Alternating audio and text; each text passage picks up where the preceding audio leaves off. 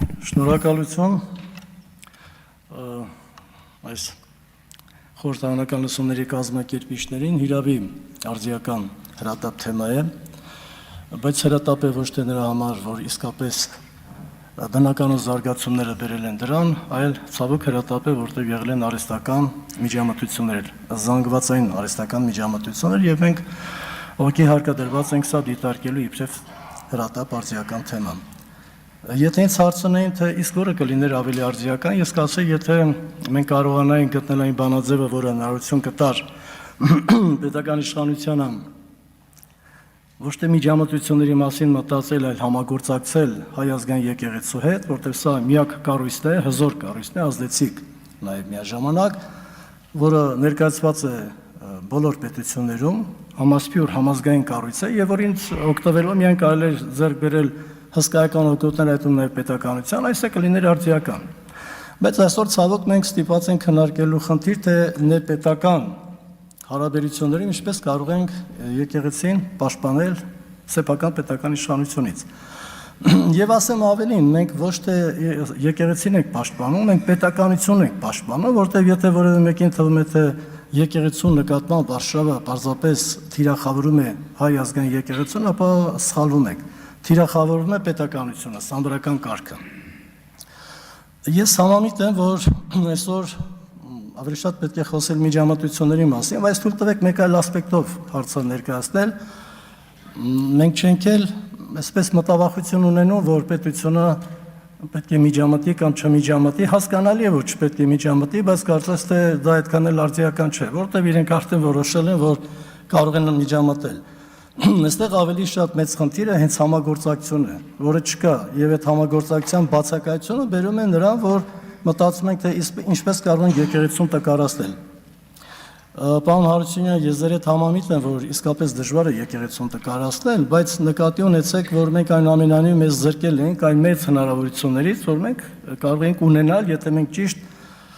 իրավաչափ սահմանադրական քաղաքականություն իրականացնենք։ Իհարկե, եկեղեցին մնում է ամուր, անհարմար է նույնիսկ ինչ-որ միտեղ շատ տհաճ է, որ մենք ականատեսենք լինում այսպիսի երևույթները, բայց պետք է նաև հաշվի նստենք այն հանգամանքի հետ, որ դա ունենում է ազդեցություն։ Ես չեմ ուզենա փաստերին անդրադառնալ, որտեղ եթե իսկապես խոսեմ փաստերից, ինձ հատկացված ժամանակը եթե անգամ կրկնակին լիներ, ես ուղղակի թվարկել չէի կարող։ Հետևաբար խոսեմ լավ, ինչ է ակնկալում պետական իշխանությունը։ Նպատակը ո՞րն է։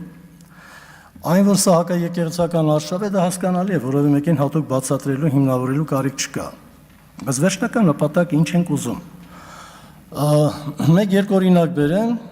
Պողոս Պատրիարքը մի արտահայտություն արեց, որ նպատակահարմար է Գերագույն հոգևոր խորհրդի փոխարեն ստեղծել սինոդ։ Հետո դա, գիտեք, բավականին լայն տարածում ստացավ, ձեզ քաչայտնի Ժիրայելի Պարիսյանը եւս դրան անդրադարձավ, որ սինոդը լավ գաղափար է եւ այլն, որտեղից է գալիս սինոդի գաղափարը։ Ոչ այն բովանդակության, որ ձեզ ծանոթ է մեկ այլ կրոնական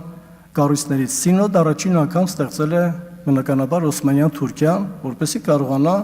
ազգային եկեղեցին դարձնի կառավարելի, վերահսկելի։ Հետո բնականաբար 1836 թվականին նույն այս ինստիտուտը կիրառեց նաև Ռուսաստանը, ցարական Ռուսաստանը, որը եւս ձգտում էր որքան հնարավոր է ազգային եկեղեցին դարձնել վերահսկելի եւ կառավարելի, որովհետեւ սինոդը չունի այն կազմակերպաիրավական հիմքերը եւ լիազորությունները, ինչ ունի Գերագույն հոգևոր խորհուրդը։ Կենտրոնաձիգ կառավարումը միշտ էլ գաղութարար երկրների համար եղել է հակոտնյա եւ բնականաբար իրենք ձգտել են դա կյանքի կոչել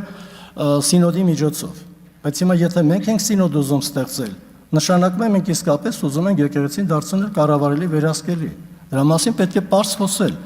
այլապես օգտագործել տերմիններ, որոնք իբրև թե խնդրի հետ կապ չունեն, իրականում ուղղակի կապ ունեն։ Այս առումով պետք է ասեմ, որ ըստ էության երևի թե բոլորդ էլ հասկանում եք, նաև այն հոգևորականներն են շատ լավ հասկանում, ովքեր մի պահ դուրս եկան, կարելի ասել եկեղեցական կյանքից, փորձեցին իշխանություններին սատարել, այդպես իրենք են ներկայացնում, թեպետ գիտեք, իշխանությունները շատ հաճախ ներկայացնում են, որ կա իբրև թե եկեղեցու ներսում խնդիր, իրենք էլ դե աջակցում են։ Բայց կամա թե ակամա մեր հոգևոր սպասավորները բարձրաստիճան իրենք են պնդում, որ իրենք են սատարում վարչապետին։ Սա կարևոր վերապահում է, մենք հետո սրանք անդրադառնանք, հիմա միգուցե դրա համար հարմար պահ չէ, բայց սա բնորոշում է թե իսկապես որտեղից է գալիս նախաձեռնությունը։ Բայց ինչևէ, այս ամենը ուղղված է իսկապես եկեղեցու դեմ, ով կլինի մայրաթորի, չգիտեմ, հայրապետը, ով կլինի կաթողիկոսը, ովքեր կլինեն, ինչ մարմիններ կլինեն, միևնույն է եկեղեցին իր կարգավիճակով նվազում է եւ ել ավելի քիչ հնարավորություն կունենա հետագայում պետական շահերին ծառայելու։ Վերջին օրենքները այս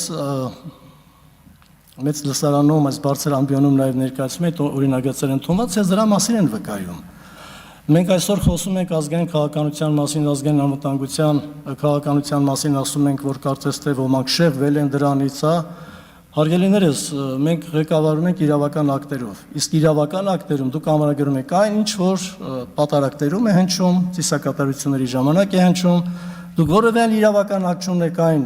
դրույթների մասին, որ բանավոր հնչեցնում եք ասուլիսների ժամանակ։ Իրավական արժեք ունեն միայն այդ իրավական ակտերը, սահմանադրությունը, ազգային անվտանգության ռազմավարությունը, որը ցավոք իրավական ուժ չունի, որտեղ չեք հաստատել, ընդհանրապես տարել եք ազգային անվտանգության խորհուրդ, հավանության եք արժանացրել, մոռացել եք հաստատել։ Դա շատ կարևոր փաստաթուղթ է։ Դրանից հետո ընդունել եք կառավարության որոշումներ, մինչև հիմա էլ ընդունում եք եւ փաստում եք, որ իսկապես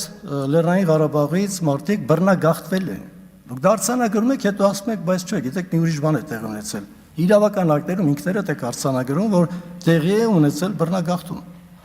Եվ տեղի ունեցել Ադրբեջանի կողմից ագրեսիվ քաղաքականություն։ Դուք հետո ինչ կասեք տարբեր ամբիոններից, դա արդեն իրական նշանակություն չունի։ Ղեկավարում են մարդիկ իրավական ակտերով, որոնք չեն վերացվել, որոնք չեն էլ վերացվելու կարծում են։ Ավարտելով միտքս ասեմ, որ ես առանձնակի այդպես չեմ ուզում շեշտադրում անել սահմանադրության դրույթների վրա, դրանք կարող են եւ չլինել։ Այսինքն պետք է սահմանադրության մեջ մենք ամրագրենք եկեղեցու կարգավիճակը նոր 5 ընդունենք, որ չի կարելի միջամտել, որ պետք է համագործակցել, ոչ, որտեվ ինքներդ բոլոր շատ լավ հասկանում եք, որ միջազգային իրավական փաստաթղթերը պարզապես սահմանադրության գաղափարախոսությունը, ներքին տրամաբանությունը հուշում է, որ եթե դուք ուզում եք ունենալ հաջողություններ պետական շահերի պաշտպանության տեսանկյունից, դուք պետք է ոչ թե տկարացնեք եղած կառույցները, այլ փորձեք համագործակցել։ Եվ չեմ ասում տկարացնել ինչ եղանակներով, ինձ թվում է փաստաբանները ներկա են, իրենք ամեն օր են դրա հետ շփվում, տեսնում, շնորհս մենք էլ ենք արդեն դրա ազդեցությունը զգում, բայց դրա մասին չէի ուզենա ուղղակի խոսել, նաև հաշվի առնելով այս դաժան ընթացակարգը, որ սահմանել եք 4-6 րոպեին իսկապես թեման ու ժամանակը, բոլոր դեպքերում շնորհակալ եմ եւ վերջում ուզում ասել, որ ես ծանոթ եմ հայտարարության նախագծի հետ, հաջողված նախագիծը ես կողմ եմ նախագծին։ Շնորհակալություն։ Բաժանորդագրվեք Արմադ մեդիայի ալիքներին YouTube-ում, Facebook-ում, Instagram-ում և Telegram-ում։